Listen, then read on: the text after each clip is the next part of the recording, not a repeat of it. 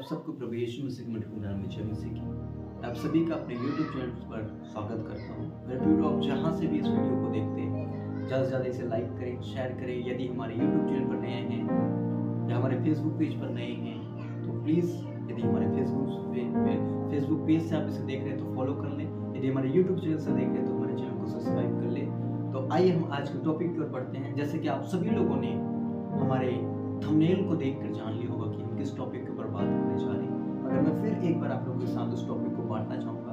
विश्वास कर्म बिना अधूरा है। हाँ जी, विश्वास कर्म बिना कर्म के हमारा विश्वास अधूरा है। मैं आप लोगों के लिए एक वचन पढ़ना चाहूंगा। मैं आप लोगों के लिए एक वचन पढ़ रहा हूँ, याकूब उसका 2 उसका 14। वहां पर इस प्रकार लिखा है, याकूब 2 उसका 14, हे मेरे भाइयों, यदि कोई कहे कि मुझे विश्वास है पर वह कर्म ना करता हो तो इससे क्या लाभ? क्या ऐसा विश्वास कभी उसका उद्धार कर सकता? हाँ जी मेरे प्रिय लोगों, हमने अभी यहाँ पर वचन में पढ़ा है, यदि कोई कहे मुझे विश्वास है पर वो कर्म ना करता हो तो क्या ऐसा विश्वास कभी उसको उद्धार कर सकता है?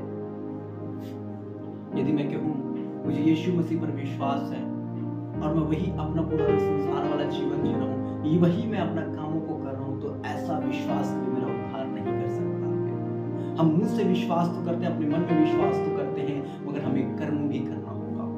कैसा? अपना जीवन प्रभु को देकर, तब जाके हमारा उद्धार हो सकता है। आप लोगों के लिए इस एक उदाहरण देना चाहता हूँ अब्राहम का। उस 100 साल की उम्र में अब्राहम को एक बेटा उत्पन्न हुआ। अब उस बेटे को परमेश्वर कह रहा है कि तू जा और मेरे लिए उस बेटे को बलिदान कर।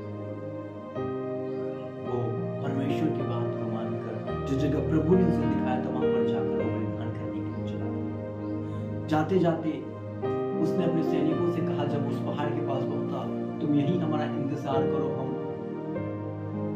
बलिदान करके हम लौट आएंगे। और जब रास्ते पर जा रहे थे तब उसके बेटे ने उससे कहा, पिता हमारे पास लकड़ी है, सब कुछ है, मगर बलिदान करने के लिए मेमना था। उसके पिता ने कहा कि वह आप ही हमारे लिए उपाय करेगा। मेरे प्रियो, जब उस पहाड़ पर पहुंचा, वेदी बनाया, वेदी बनाने के बाद उसने अपने बेटे को वहां पर लेटाने के बाद उसे बलिदान करने के लिए छुरी बढ़ाया। तभी स्वर्गदूत ने कहा, हे अब्राहम, तो उस बच्चे को कुछ भी हानि ना पहुंचा। मेरे प्रिय लोगों, और परमेश्वर ने उसके लिए वहीं पर एक मेमना दे दिया। परमेश्वर उसके लिए वहां पर कहा, मैं जानता हूं कि तू कितना परमेश्वर का भय मानता है, तूने मेरे लिए अपने इकलौते पुत्र तक को नहीं छोड़ा, इसलिए उसका नाम आज पूरी पृथ्वी पर धन्य कहा गया। जी, हम देख सकते हैं इसमें अब्राहम ने वहां तक गया। अब्राहम ने क्या किया? कर्म किया। अब्राहम ने कर्म किया, उस पहाड़ पर जाकर, उस वेदी पर अपने बेटे को लेटाकर। उसका विश्वास ये था कि यदि मेरा बेटा यहाँ मर भी गया तो परमेश्वर फिर उसे जिंदा कर सकता है, क्योंकि उसे पता था कि उसे कितने 25 साल इंतजार करने के बाद उसे ये बेटा मिला था। वो जानता था कि उसका परमेश्वर क्या कर सकता है। उसने अपना कर्म किया वहां पर जाकर, और उसका विश्वास मैंने आपको बताया है। उसका विश्वास ये था, मैं कहता हूं वो जानता था कि यदि परमेश्वर ने इसे मार भी दिया तो वो इसे जिंदा भी कर सकता है। मेरे प्रियो, एक और उदाहरण मैं आप लोगों को देना चाहता हूँ। हम देख सकते हैं मरकुस सुसमाचार 5 उसके 22 उसके 34 तक में वहां पर एक लहू बहने वाली, जो 12 वर्ष से लहू बहने की पीड़ित में थी, रोगी में थी, हम उसके बारे में देख सकते हैं। उसका विश्वास ये था कि मैं यीशु मसीह के आंचल को छू ही लूंगी तो चंगी हो जाऊंगी। जी, उसका यही विश्वास था। हम पढ़ सकते हैं वहां पर, मैं आपको रेफरेंस बस दूंगा आज, हम पढ़ सकते हैं वहां पर मरकुस रचित सुसमाचार 5 उसका 22 से 34, सॉरी 5 उसका 25 से 34 तक में ये बात लिखी हुई है। 12 वर्ष से लहू बहने वाली स्त्री, उस टाइम में 12 वर्ष से जिसे लहू बहने का रोग होता था उसे अशुद्ध माना जाता था, मगर उसका विश्वास क्या था कि मैं यदि यीशु मसीह के वस्त्र ही को छूऊंगी तो चंगी हो जाऊंगी। यीशु मसीह के पास बहुत भीड़ था, बहुत ज्यादा भीड़। से गुजरती हुई आकर उसने यीशु के वस्त्र को छू लिया। जैसे कि मैंने भी कहा था कि 12 वर्ष से लहू बहने, जिसे लहू बहने का रोग होता है, उसे अशुद्ध माना जाता है।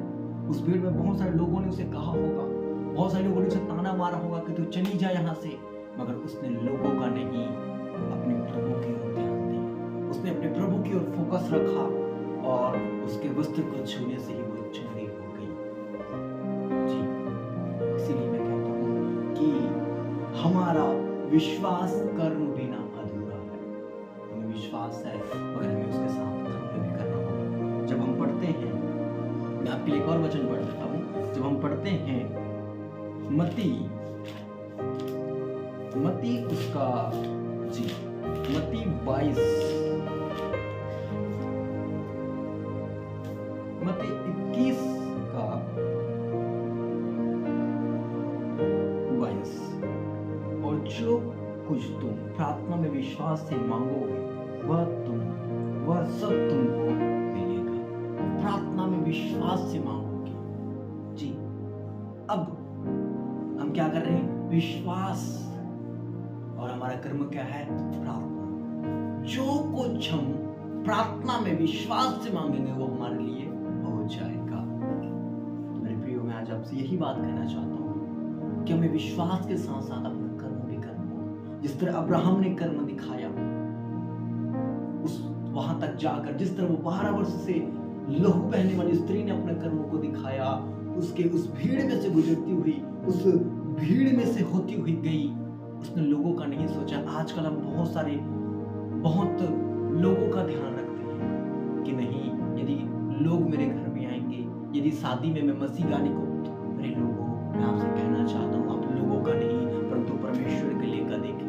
परमेश्वर का वचनों को देख कर चले, परमेश्वर की आज्ञाओं को सोच कर चले, क्योंकि वो लोग आपको स्वर्ग में नहीं, परमेश्वर का कलाम आपको स्वर्ग में पहुंचा सकता है।